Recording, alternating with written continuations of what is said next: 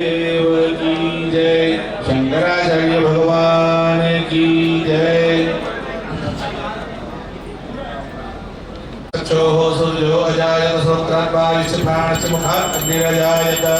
कर्पूरगौरं करुणावतारं संसारसारं भुजगेन्द्रहारं सदा वसन्तं हृदयारविन्दे भवं भवानी सहितं नमामि। मंगलम भगवान शंभुर्मंगलम वृषभध्वज मंगलम पार्वतीनाथो मंगलाय तनमहर। सर्वमंगलमांगल्ये शिवे सर्वार्थसाधिके शरण्ये त्र्यंबके गौरी नारायणी नमोस्तुते। पुष्पे देवताभिवन्दनं हस्ते देवताभिवन्दनं आत्मवन्दनं। आभारती लेकर हाथ नाना सुगंध पुष्पाणि यथा कालोद्भवानि च पुष्पांजलिर्मया दत्तं गृहाण परमेश्वर। पदका के ऊपर फूल चढ़ा दीजिए।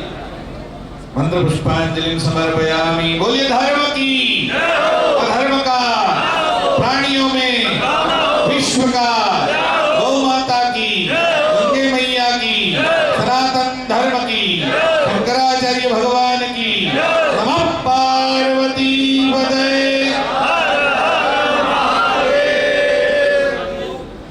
उपस्थित है। आज ऐसा दिन है कि आज के दिवस 352 साल पूर्व छत्रपति शिवाजी महाराज का राज्याभिषेक हुआ था।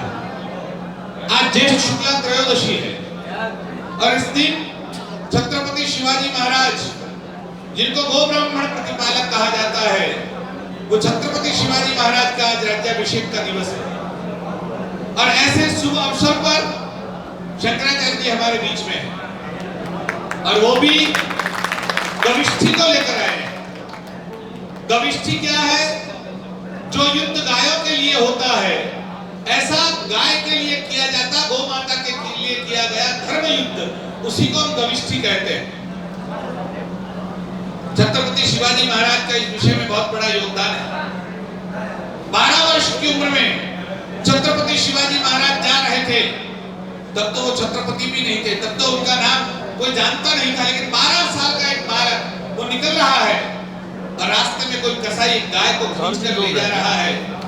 उसे देखा नहीं गया, अपना खड्ग निकाला, पहला वार उन्होंने किया जिस डोर से वो खींचकर, रस्सी से खींचकर जा रहा था, उस रस्सी पर, और दूसरा किया उस कसाई की गर्दन पर, और गर्दन वहां से गिर के नीचे गिर गई और उन्होंने 2 हत्यारे से गाय को छुड़ाया। वही छत्रपति शिवाजी महाराज उनके पद चिन्हों पर चलते हुए हम हिंदू पद पातशाही का स्वप्न देखते रहे। वो छत्रपति शिवाजी महाराज का राज्याभिषेक का दिवस है और उस समय गविष्ठी यात्रा चल रही और गविष्ठी में महाराज जी यहाँ पधारे हैं। गायों के लिए जो धर्म युद्ध हमने कहा, पूर्व में हमारे भगवान परशुराम, और परशुराम में जब ये गविष्ठी की सहस्त्रार्जुन के सामने उनका जो युद्ध हुआ, वो युद्ध इसीलिए तो हुआ कि गाय जमदग्नि के आश्रम से सहस्त्रबाहु ले जा रहा था और उसको छुड़ाने के लिए भगवान परशुराम ने इतना बड़ा युद्ध किया कि लाखों लोगों को उन्होंने वध कर डाला, लेकिन गाय को हानि नहीं पहुंचने दी। यही तो गविष्ठी है, वही तो है कि गाय को बचाने के लिए हम प्राणपण से लड़ जाएंगे, अपना सब कुछ न्योछावर कर देंगे, लेकिन गाय को हम कभी भी मरने नहीं देंगे। गाय के ऊपर, अरे मरना तो बहुत दूर की बात है, मारना तो बहुत दूर की बात है। हमारे यहाँ तो धर्म ये कहता है कि अगर गाय का गोबर गिरा है और उसको आप पैर से ठोकर लगाते हैं तो वो भी अपराध है। पैर से गाय के गोबर को ठोकर नहीं लगाई जाती। ऐसा बड़ा हमारे यहाँ गाय का महत्व है। अरे कौन सा प्राणी है दुनिया में जिसके मलमूत्र का कोई पान करता हो? एकमात्र अगर कोई है तो वो हमारी गौ माता है, जिसका गोबर लेकर हम शरीर पर लगाते हैं, गोमूत्र लेकर हम पान करते हैं। गोमूत्र नहीं, पंचगव्य इकट्ठा करके हम हर रक्षाबंधन के दिन जब हमारा जनेऊ बदलते हैं, यज्ञों को बदलते हैं, तब पंचगव्य का प्राशन करते हैं। कोई भी अपवित्र कोई व्यक्ति हो और उसको पवित्र बनाना हो तो जैसे गंगा में डुबकी लगाओ, गंगा का पान करो, उसी प्रकार गोमूत्र और पंचगव्य का प्रयोग किया जाता है। यही तो है कि गौ माता है जिसका एकमात्र मलमूत्र भी पवित्र माना गया है। आप कितने भी पवित्र हो, आपका परिवार हो, आपके बाप दादा हो या आपके गुरु हो, किसी का मलमूत्र हम उपयोग में नहीं लेते, लेकिन गौ माता है जिसका गोबर और गोमूत्र का प्रयोग किया जाता है। अब सोचिए गौ माता का कौन सा स्थान होगा? और इसीलिए भगवान विश्वामित्र जब लेकर निकले भगवान राम जी को और जा रहे हैं रास्ते में और ताड़का का वध करने का समय आया और कहा ताड़का का वध करो। राम जी ने कहा इस स्त्री के ऊपर मैं हाथ कैसे उठा सकता हूँ। तब उन्होंने समझाया कि आगताई बधारण है, आगताई का वध करना चाहिए, इसमें कोई नुकसान नहीं है, भले ही वो स्त्री हो ब्राह्मण हो नहीं देखा जाता। ये जो आगताई लोग होते हैं उनका वध करने में कोई भी तनिक भी संकोच नहीं करना चाहिए। तब भगवान राम तैयार हुए। भगवान राम ने क्या कहा, गो ब्राह्मण हितार्थाय देशस्य हिताय च, गाय ब्राह्मण के लिए और देश के लिए अगर ये कुछ भी करना पड़े तो हे भगवान विश्वामित्र आपकी आज्ञा का पालन करने के लिए राम तुम्हारे चरणों में उपस्थित है। और राम जी ने ताड़का का वध किया, लेकिन शब्द जो उन्होंने बोले गो ब्राह्मण हितार्थाय देशस्य हिताय च, मैं गाय ब्राह्मण और देश के हित के लिए जो आप कहें वो करने के लिए प्रस्तुत हूं। बस हमारे देश की यही तो संस्कृति है और यही सनातन धर्म है कि सनातन धर्म में अगर सबसे पहला कोई स्थान है तो वो गौ माता का है। आप रोटी बनाते हैं, रोज रोटी खाते हैं, लेकिन रोटी में सबसे पहली रोटी किसकी निकालते हैं? आज भी गौ माता की रोटी निकालते हैं। 33 करोड़ देवताओं की नहीं, आपके माँ बाप की नहीं, आपके पति की नहीं, पहली रोटी गौ माता की होती है। यानी पूरे ब्रह्मांड में अगर पहला नाम है तो किसी का है पूजा में? गौ माता का है। गौ माता के अलावा बाकी सबका नाम लाइन में आएगा, पहला नाम अगर किसी का आएगा तो वो हमारी गौ माता का आएगा। इसलिए हमारे यहाँ गाय के समान न कोई पवित्र है, गाय के समान न कोई पूज्य है। शंकराचार्य जी बार बार ये बात बताते हैं कि अगर कोई एक मूर्ति को तोड़ता है तो वो एक देवता की हत्या करता है, लेकिन अगर कोई गाय की हत्या करता है तो एक साथ 33 करोड़ देवताओं की हत्या हो जाती है। इसलिए गाय का वध करने वाले देवताओं की मूर्ति तोड़ने वालों से भी भयंकर अपराधी है। इसलिए गाय के हत्याराओं को कभी भी माफ नहीं किया जाता, बख्श नहीं दिया जाता। और ऐसी स्थिति में हमारे यहाँ जब परंपरा से हम गाय की रक्षा करते आते हैं, गौ माता हमारे लिए सम्माननीय है। इस देश में आप कल्पना नहीं कर सकते कि कोई गाय का वध करेगा। अरे जिस देश में भगवान श्री कृष्ण गोपाष्टमी के दिन मुहूर्त निकालकर गायों को चराने के लिए गोचर में निकलते हैं, मां यशोदा कहती है श्री कृष्ण पहले अपने पांव में जूते तो पहन जाओ। और श्री कृष्ण क्या जवाब देते हैं, अगर मेरी गाय माता जूते नहीं पहनती तो मैं कैसे पहन सकता हूँ? मैं बिना जूते पहने नंगे पांव अपनी गौ माता की सेवा करूंगा। और जब तक रहे वृंदावन में कभी श्री कृष्ण ने अपने पांव में जूते नहीं पहने। यही तो बात है कि गौ माता को सम्मान देने के लिए गो देव हितकारी कृपा सिंधु मानुष उद्धारी। अरे भगवान भी जिसके लिए अवतार धारण करके आते हैं वो हमारी गौ माता है। और ऐसी गौ माता के लिए जब भगवान अवतार धारण करते हैं, हम देखते हैं कि गाय में देवताओं का वास है, हम उसके मलमूत्र का पान करते हैं, गाय के गोबर का उपयोग करते हैं, गाय का दूध पीकर बड़े हुए हैं। लेकिन हम आज देख रहे हैं कि इस देश की स्थिति ये हो गई है कि गायों के लिए कोई रोने वाला नहीं है, न कोई आगे आ रहा है। 78 साल हो गए इस देश को स्वतंत्र हुए। जब देश की स्वतंत्रता का आंदोलन चल रहा था तब गांधी जी ने विश्वास दिलाया था कि हमारे लिए स्वतंत्रता दूसरे नंबर पर है, हमारे लिए पहले नंबर पर अगर कोई है तो गो रक्षा है। अगर गो रक्षा नहीं हो पा रही है, इसलिए हमें को अंग्रेजों को निकालना है और अपना शासन स्थापित करना है कि हम गाय की रक्षा कर सके। आजादी भी मिल गई और गांधी जी भी चले गए। 78 साल में अभी तक संपूर्ण भारत में गोवंश हत्या का कानून, गोवंश हत्या प्रतिबंधित कानून भारत सरकार नहीं बना पाई है। अब सोचिए कौन सा हालत है, कौन सी आपके ऊपर आज शासन किसका? क्या पाकिस्तान वाले आकर गौ हत्या कर रहे हैं? क्या जर्मन वाले आकर कर रहे हैं? क्या अंग्रेज कर रहे हैं? करने वाले हमारे ही लोग हैं। हमने ही जिनको शासन में बिठाया है, जिनके हाथ में शासन की डोर है, वही लोग गौ हत्या का समर्थन कर रहे हैं। आते हैं हमारे बीच में कहते हैं हम तो गौ माता के भक्त हैं, अपने प्रधानमंत्री निवास स्थान में गाय को ले जाकर उसको प्यार करते हुए वीडियो और फोटो वायरल करते हैं। लेकिन जब खुद बात आती है कि गौ माता की रक्षा के लिए कानून बनाया जाए, तब जाकर के एक मुख्यमंत्री असम से निकलता है और कहता है मैं गाय का मांस खाने की ना नहीं कह रहा हूँ, लेकिन अपने घर में खाओ, बाहर मत खाओ। ये क्या हुआ? बंगाल का मुख्यमंत्री कहता है भारतीय जनता पार्टी का, वो क्या कह रहा है कि 14 साल की गाय तक नहीं काट सकते, 14 वर्ष से ऊपर की गाय को काटने में कोई आपत्ति नहीं है। ये कोई कानून है? ये क्या तुम्हारी माँ कहते हो? अगर माँ कहते हो तो 14 वर्ष तक वो माँ और 14 वर्ष के बाद माँ बंद हो जाती है। ऐसा कैसे हो सकता है? माँ है तो सदैव माँ है और माँ नहीं है तो कतई माँ नहीं है। तो गाय हमारी माता है। उत्तर प्रदेश के मुख्यमंत्री आकर इस दौर में कहते हैं गाय और हमारा संबंध माँ बेटे का है और माँ बेटे के संबंध में घोषणा करने की आवश्यकता नहीं है। क्यों भैया घोषणा करने की आवश्यकता नहीं है महाराज? घोषणा करनी पड़ेगी। शादी करने के लिए जाते हैं, ब्याह करने के लिए जाते हैं, चौरी में बैठते हैं, एक कन्या का हाथ पकड़ते हैं और समाज के बीच में घोषणा करते हैं कि आज से ये हमारी पत्नी है। घोषणा करी कि नहीं करी? ये घोषणा क्यों करनी पड़ी? आपने संन्यास लिया, मुंडन करवाया, लोगों को बुलाया, दीक्षा ली, घोषणा की कि नहीं आज से मैं संसार छोड़ रहा हूँ? घोषणा आवश्यक है कि नहीं है? ये घोषणा आवश्यक होती है।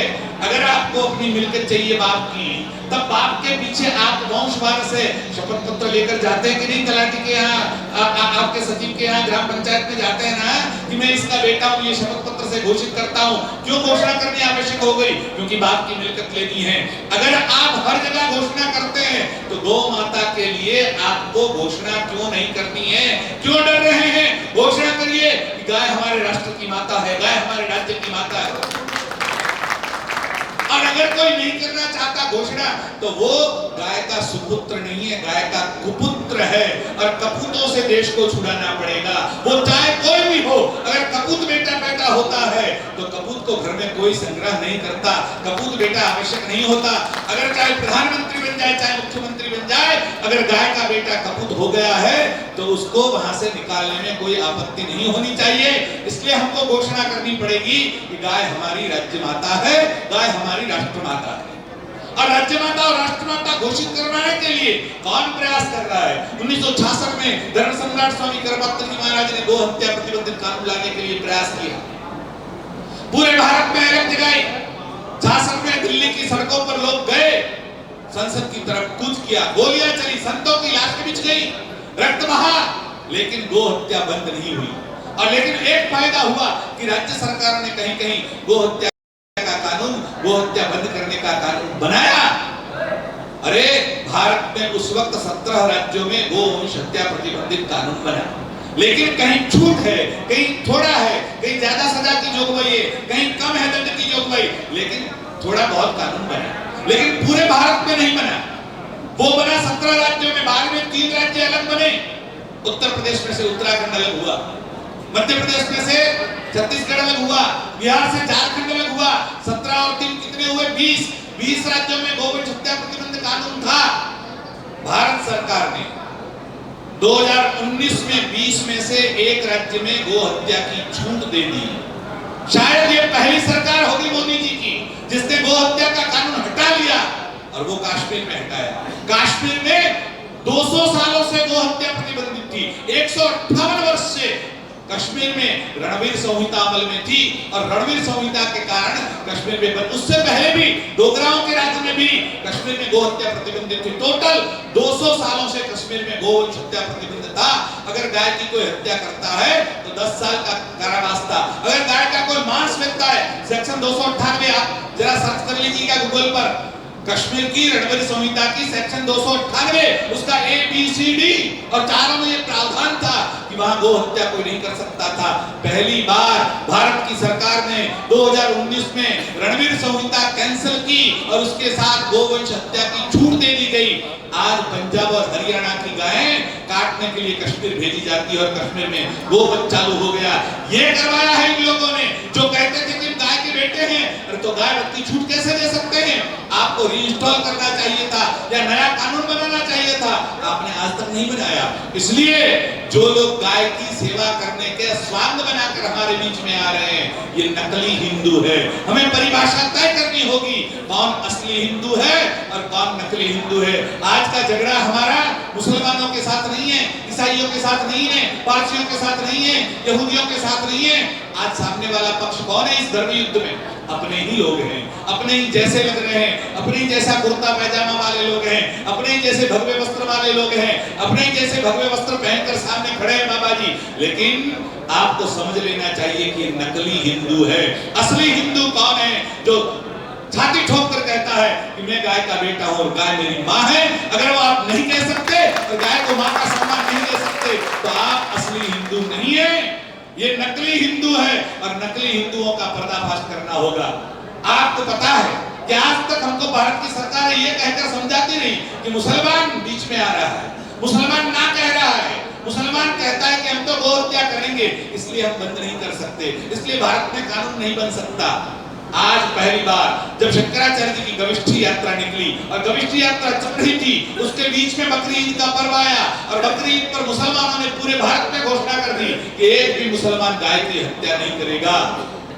ये सबसे बड़ी बात थी जो भारत के इतिहास में पहली बार हुआ कि मुसलमान सामने आकर कह रहा है कि हम गाय की हत्या नहीं करेंगे। अब कहां से लाओगे बहाना? लेकिन मुसलमान ने इतना छाती ठोक के जब कह दिया कि हम गाय की हत्या नहीं करेंगे और महाराज जी के पास आए मुसलमानों ने कहा, महाराज जी हम आपके साथ हैं, गाय को राष्ट्रीय पशु घोषित करवाया जाए। महाराज जी ने कहा, गाय को हम पशु नहीं मानते, गाओ न पशुओ, गाय पशु नहीं है, गाय हमारे लिए माँ है। अगर माँ कह सकते हो तो हमें आपका साथ चाहिए और पशु कहते हो तो हमें आपका साथ नहीं चाहिए। और मुसलमानों ने एक स्वर से कहा, गाय को राष्ट्रमाता घोषित करो, हम आपके साथ।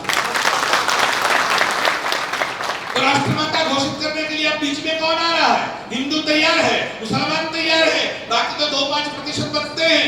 अगर आप मानते हैं कि लोकतंत्र में बहुमत आधार होता है, एक वोट से भी अगर कोई जीत जाए तो वो जीता हुआ माना जाता है संसदीय विधायक। अगर एक वोट का महत्व है तो यहाँ तो भारत की 90% जनता आज कह रही है कि गौ माता को राष्ट्रमाता घोषित करो। फिर हरामियों, क्यों तुम्हारे पेट में अभी तक निकले हैं? तो इनको आपको पूरा करना होगा, कहना होगा। इनके सामने जो भी बातें हैं उनको आपको ले जानी पड़ेगी। और इसलिए महाराज जी की गविष्ठ यात्रा महत्वपूर्ण है और ये गविष्ठ यात्रा का ये परिणाम आना आज से नहीं, 3 साल से महाराज जी के प्रयास शुरू है। महाराज जी ने गोवर्धन से लेकर वृंदावन से लेकर नंगे पांव चलकर, पांव में फफोले पड़ गए थे, आप लोगों ने देखा उस भीषण गर्मी में, दिल्ली तक गए। और दिल्ली में जहां धर्म सम्राट स्वामी करपात्र जी महाराज के ऊपर गोली चलाई गई थी, उस जगह की भूमि से मिट्टी लेकर, हाथ में लेकर, सर पर लगाकर उस मिट्टी के सामने प्रतिज्ञा की थी, हम गाय माता को न्याय दिलाने के लिए जो भी करना पड़ेगा करेंगे। और आज देख रहे हैं महाराज जी ने अपना संपूर्ण अस्तित्व गाय के पीछे झोंक दिया है, अपने पूरा जो ताकत हो गया। कौन है भारत में आज?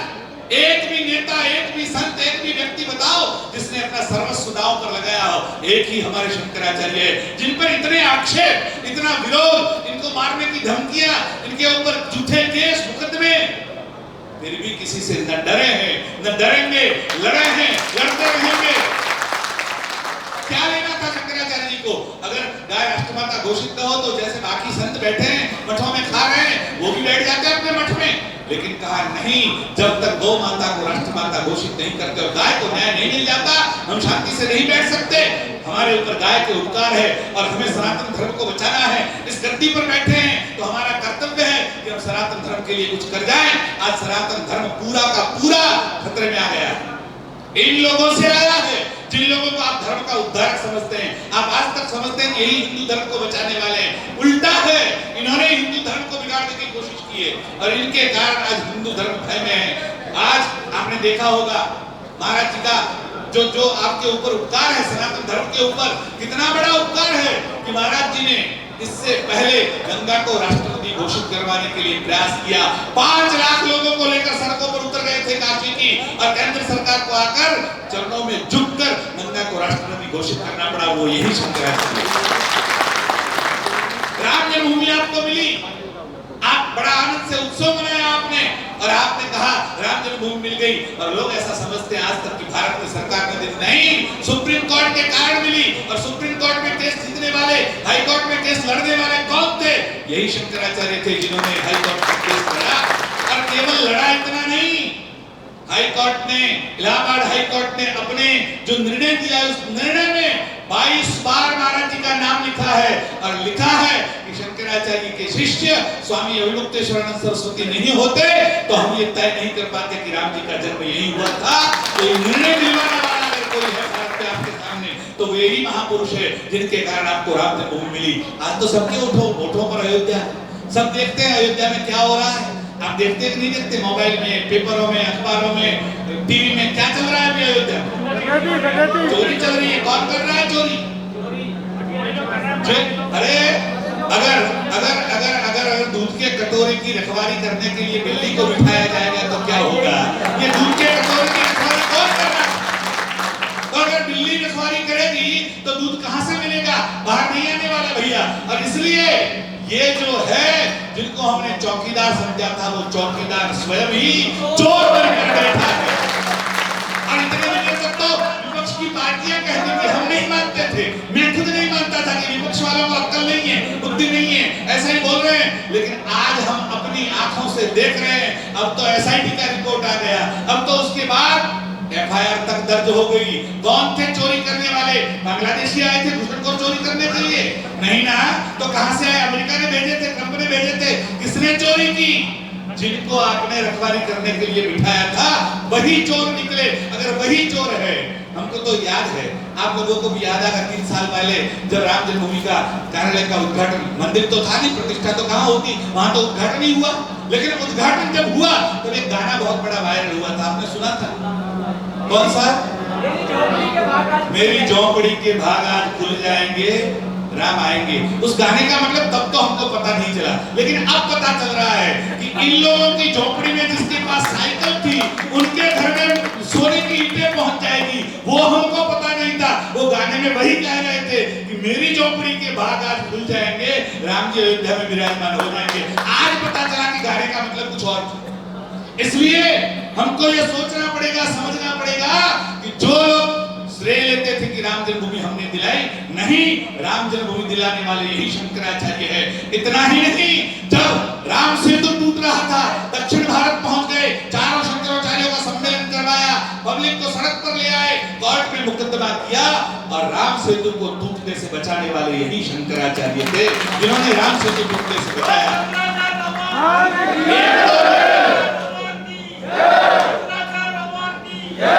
एक दो नहीं, बार बार हिंदुओं की बात जहां भी आई तब वो खड़े हुए, और किसी पार्टी के लिए नहीं। जब राहुल गांधी ने मनुस्मृति के विरुद्ध में बोला, महाराज जी एकमात्र थे ये कुंभ के मेले में जाकर उन्होंने घोषणा की, राहुल गांधी को मैं हिंदू धर्म से बहिष्कृत करता हूं, ये कहने वाले ये जब इनके ऊपर गणेश महोत्सव में काशी में लाठियां चली तब अखिलेश जी के विरुद्ध में आंदोलन करने वाले यही शंकराचार्य थे। और चाहे भाजपा हो, चाहे सपा हो, चाहे बसपा हो, चाहे कांग्रेस हो, हमारा लेना देना किसी पार्टी से नहीं है।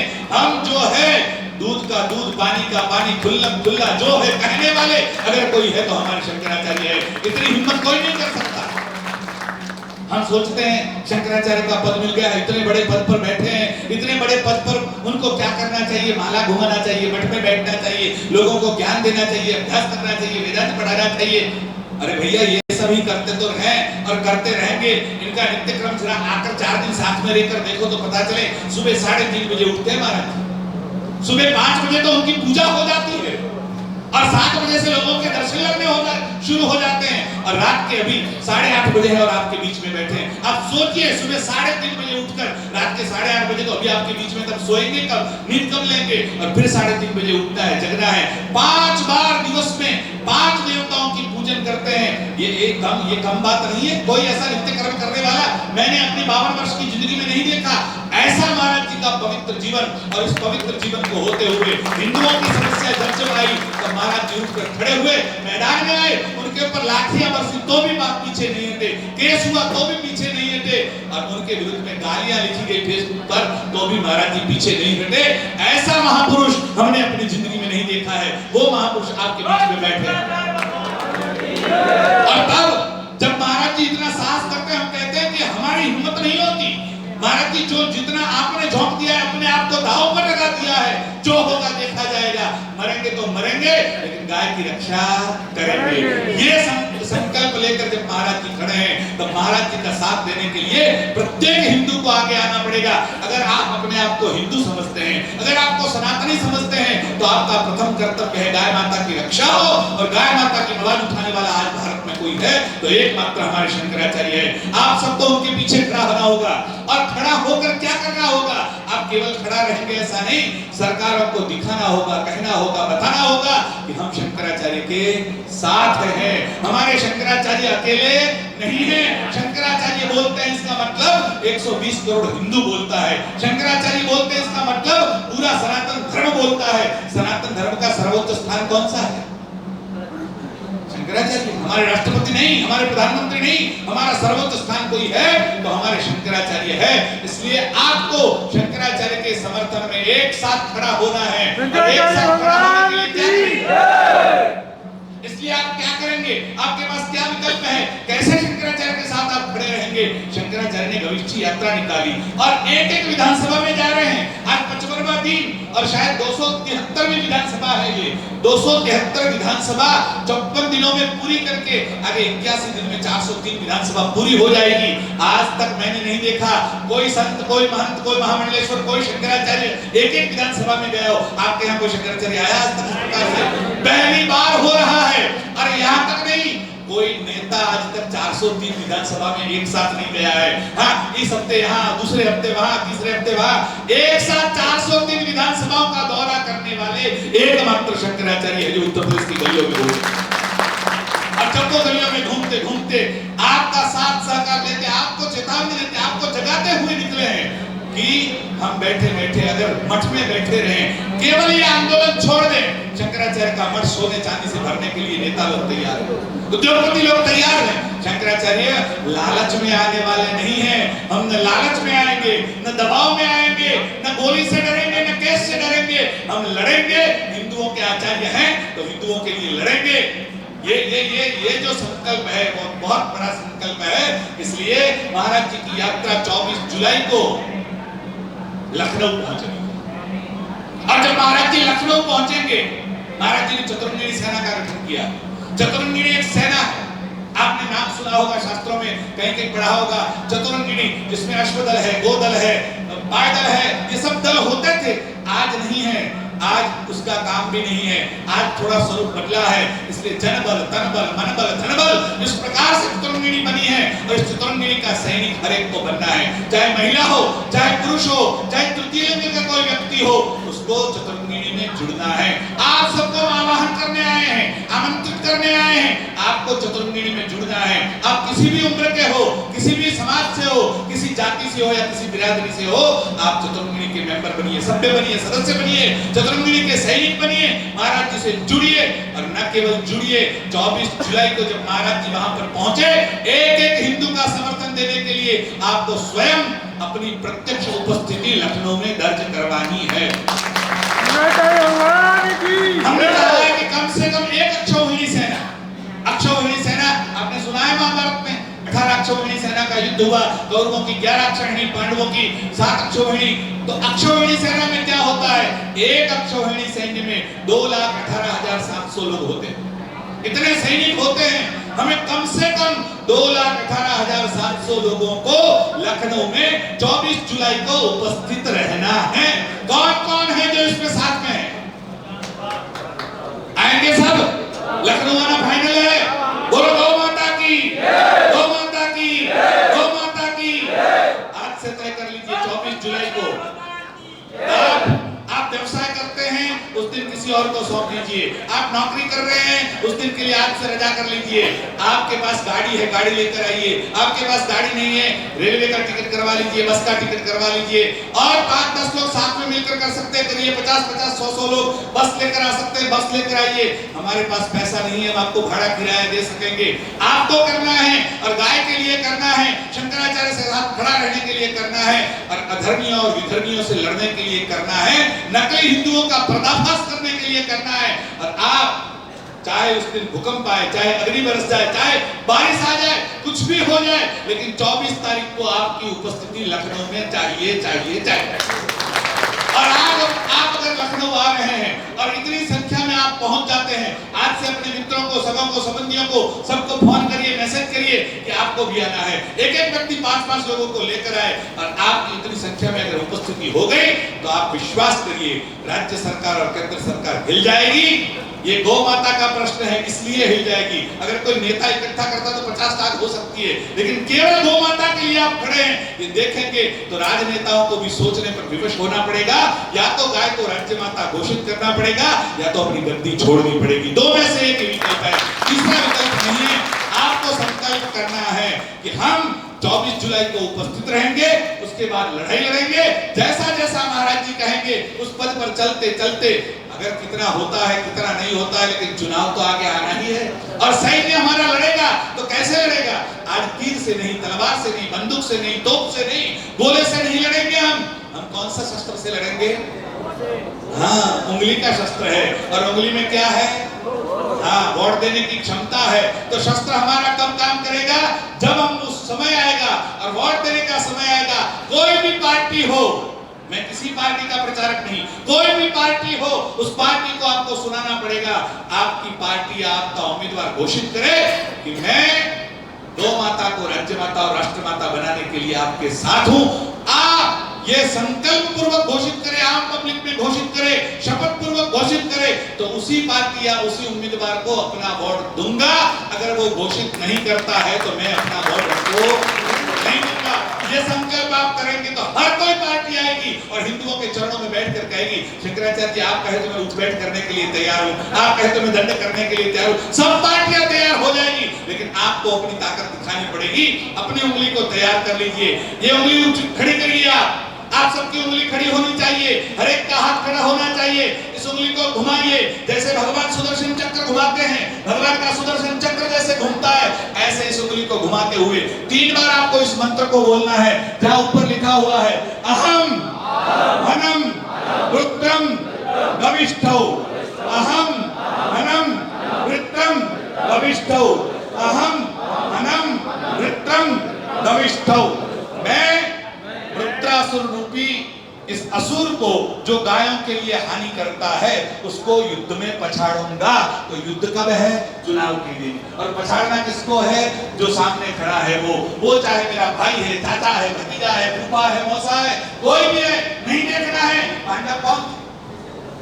पांडव बाहर से नहीं है, Swiss, German, Czechoslovakia, Yugoslavia, Hungary, Serbia, Austria, Italy, system आई, कहीं से नहीं आए। पांडव भाई, चाचेरे भाई थे, लेकिन अधर्म के पक्ष में हैं, तो मैं उनका साथ नहीं दे सकता। हमारे बीच में रेखा खींच चुकी है, इस तरफ धर्म है, उस तरफ अधर्म है, और विजय किसकी होती है? यत्र योगेश्वर कृष्ण यत्र पार्थो धनुर्धर तत्र श्री विजय और भूति ध्रुवा रीति त्रिममः। जहां भगवान श्री कृष्ण होते हैं वहां विजय होती है। जगत गुरु दो ही लोगों को कहते हैं, एक भगवान श्री कृष्ण को जगत गुरु कहा जाता है। आप बोलते हैं ना, वसुदेव सुतं देवं कंसचाणूरमर्दनम देवकी परमानंदम कृष्णम वंदे जगत गुरु। और दूसरे जगत गुरु कौन है? हमारे शंकराचार्य होते हैं। 2 ही जगत गुरु है। अब जगत गुरु ने जब आदेश कर दिया है तब हिंदुओं को कुछ नहीं पूछना है, बस हम तैयार हैं। जगत गुरु जी आगे निकले, हम पीछे हैं। और महाराज जी ने घोषणा की है, अगर नहीं हुआ तो हम बुचड़खानों को तोड़ने के लिए निकलेंगे। और जिस दिन हम निकलेंगे, महाराज जी ने कहा आपका शंकराचार्य तलवार लेकर सबसे आगे निकलेगा, आप लोगों को पीछे चलना है। हिंदुओं, ऐसा शंकराचार्य कभी आपको मिला नहीं है, भविष्य में मिलेगा कि नहीं वो तो समय बताएगा, लेकिन आज मौका आया है, इस मौके को चूकना नहीं है। इसी शब्दों के साथ पूज्य महाराज जी ने अभी महाराज जी का मौन है, और अभी आगे की बात हमारे जी सुबह 7 बजे महाराज जी का मौन शुरू हो चुका है, क्योंकि रात को महाराज जी बोलते नहीं, संध्या के समय, संध्या के बाद महाराज जी का मौन शुरू हो जाता है। लेकिन आपकी जानकारी के लिए बता देते हैं कि कल सुबह 7 से 8 1 घंटा महाराज जी इसी स्थान पर बैठेंगे। आप सबको जिनको दर्शन करना है, पूछना है, बात सुननी है, तो सुबह 7 से 8 आप आ सकते हैं। फिर से आप एक बार महाराज जी के दर्शन के अभिलाषी है तो आपकी वो इच्छा भी पूरी होगी, और आप कुछ पूछना है तो पूछ भी सकेंगे। इन्हीं शब्दों के साथ नमः पार्वती पतये।